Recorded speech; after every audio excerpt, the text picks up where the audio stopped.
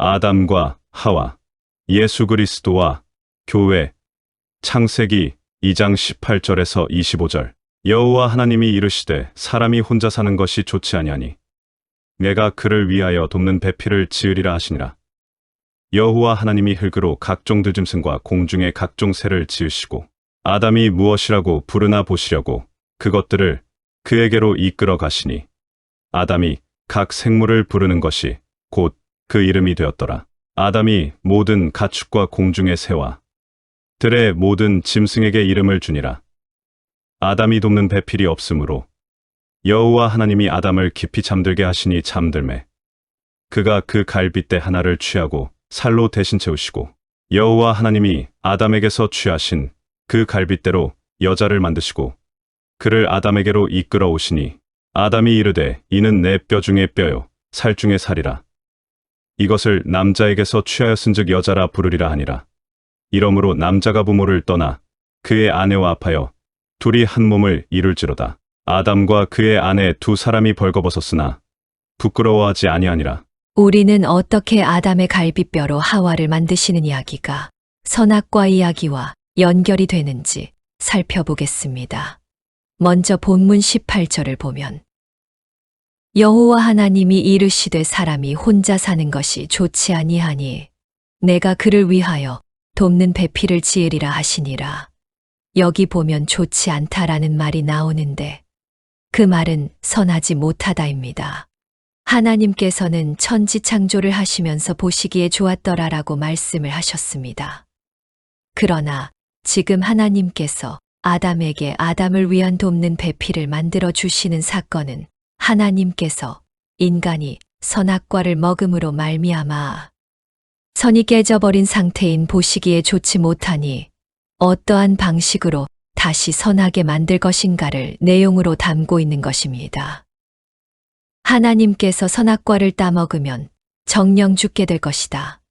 다른 말로 선이 깨질 것이다 라고 말씀하신 그 언약 바로 다음에 선하지 못하다라는 단어가 나온 것을 생각해 보면 이해가 쉬울 것입니다. 그런 후에 더 구체적으로 창세기 3장에 인간이 뱀의 유혹으로 타락을 하는 이야기와 그 타락을 어떻게 회복시킬 것인가를 언약하시는 3장 15절의 원시복음이 등장하게 되는 것입니다. 하나님께서 아담을 만드시고 보시기에 참 좋으셨습니다. 그런데 아담이 홀로 있는 것이 좋아 보이지 않으셨다고 합니다.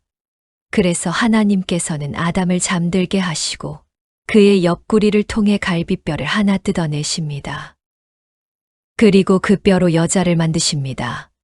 남자를 여자에게 보내어 연합시켜서 하나로 만들어 버리십니다. 인류 최초의 결혼 장면입니다. 성경에서 잠을 잔다는 것은 육신의 죽음을 의미합니다. 신약에서 자신의 신부 탄생을 위해 옆구리가 뚫려 죽었던 신랑이 있었습니다. 그런데 그 신랑은 부모를 떠나 신부에게로 내려가 연합을 하는 신랑입니다. 그는 신부인 교회를 탄생케 하기 위하여 하나님 아버지를 떠나 이 땅에 내려오셔서 자신의 죽음을 통하여 옆구리에서 물과 피를 모두 쏟으시고 자기의 신부와 연합하신 분 예수 그리스도입니다. 아담은 부모가 없었습니다. 그런데 하나님께서 아담과 하와를 결혼시키면서 남자가 부모를 떠나 여자와 한 몸을 이룰지로다라고 말씀을 하신 것은 하나님 아버지를 떠나 이 땅에 내려오셔서 신부인 교회와 연합되시는 예수 그리스도를 힌트하신 것입니다. 이렇게 잠자는 신랑 아담으로부터 신부인 여자를 만들어내시는 본문의 이야기는 하나님께서 선악과를 따먹고 선악을 알게 되어 참된 선을 깨버림으로 보시기에 좋지 못한 상태로 만들어 버린 인간들을 예수 그리스도의 죽으심을 통하여 다시 보시기에 좋은 상태로 만들어 가시는 것을 보여주는 이야기입니다. 하나님은 많은 곳에서 당신을 우리의 남편이라고 표현을 하십니다. 여호와의 말씀이니라. 배역한 자식들아 돌아오라. 나는 너희 남편임이라. 내가 너희를 성읍에서 하나와 족속 중에서 둘을 택하여 너희를 시온으로 데려오겠고. 예레미야 3장 14절. 이는 너를 지으시니가 내 남편이시라. 그의 이름은 만군의 여호와이시며 내 구속자는 이스라엘의 거룩하니시라. 그는 온 땅의 하나님이라 일컬음을 받으실 것이라. 이사야 54장 5절. 예수께서 그들에게 이르시되 혼인집 손님들이 신랑과 함께 있을 동안에 슬퍼할 수 있느냐? 그러나 신랑을 빼앗길 날이 이르리니 그때에는 금식할 것이니라. 마태복음 9장 15절. 내가 하나님의 열심으로 너희를 위하여 열심을 내노니 얘가 너희를 정결한 처녀로 한 남편인 그리스도께 드리려고 중매함이로다. 고린도후서 11장 2절.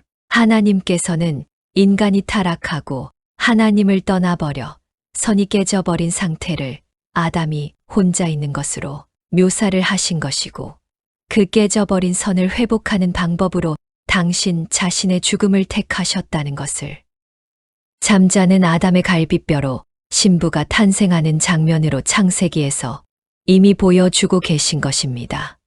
따라서 본문의 아담은 예수 그리스도를 예표하는 것이고 하와는 교회를 예표하고 있는 것입니다. 에베소서를 보면 이 사실이 확증됩니다. 그러므로 사람이 부모를 떠나 그의 아내와 합하여 그 둘이 한 육체가 될지니 이 비밀이 크도다. 나는 그리스도와 교회에 대하여 말하노라. 에베소서 5장 31절에서 32절. 신약 에베소서에서 본문인 창세기의 언어를 그대로 인용해서 그리스도와 교회를 설명하고 있습니다. 우리가 여기서 알아둘 것은 교회인 여자는 절대 자신의 요구나 노력으로 태어나지 않았다는 사실입니다. 하와가 나 좀 만들어주세요라고 요구하지 않았습니다. 하나님의 뜻과 계획에 따라 무에서 만들어진 것입니다. 우리가 이 하와의 창조 이야기가 교회의 탄생을 예표하고 있다는 것을 인정한다면 구원에 있어서 절대 인간 측에서의 선택이나 공로를 내세울 수 없다는 것을 알 수 있는 것입니다.